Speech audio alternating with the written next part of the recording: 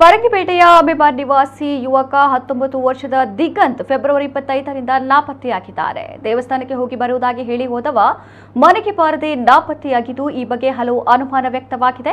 ವಿಶ್ವ ಹಿಂದೂ ಪರಿಷತ್ ನಾಯಕರು ದಿಗಂತ್ ಮನೆಗೆ ಭೇಟಿ ನೀಡಿ ಮನೆಯವರಿಗೆ ಸಾಂತ್ವನ ಹೇಳಿದ್ದು, ಪೊಲೀಸರ ವಿರುದ್ಧ ಸಿಡಿದೆದ್ದಿದ್ದಾರೆ. ಇಂದು ಮುಂಜಾನೆಯಿಂದಲೇ ಫರಂಗಿಪೇಟೆಯಲ್ಲಿ ಸ್ವಯಂ ಪ್ರೇರಿತ ಬಂದ್ ಆಚರಿಸಿ ಪ್ರತಿಭಟನೆ ನಡೆಸ್ತಾ ಇದ್ದಾರೆ.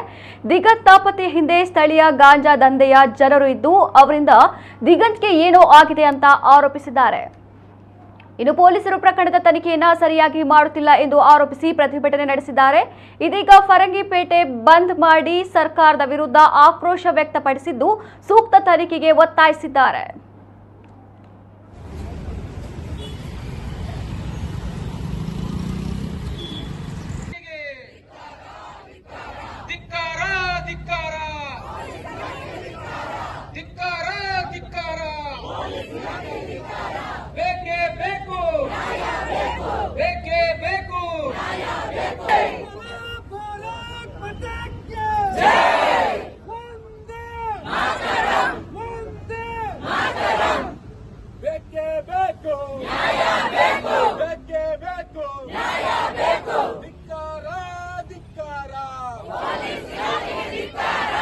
ರಕ್ಷಣೆಗೆ ಬೇಕಾದಂತ ಸಿಬ್ಬಂದಿಯನ್ನು ಹಾಕದಿರುವಂತದ್ದು ಕೂಡ ಈ ಒಂದು ಸರ್ಕಾರ ಇವತ್ತು ಪೊಲೀಸ್ ಇಲಾಖೆಯ ವೈಫಲ್ಯ ಆಗಿದೆ.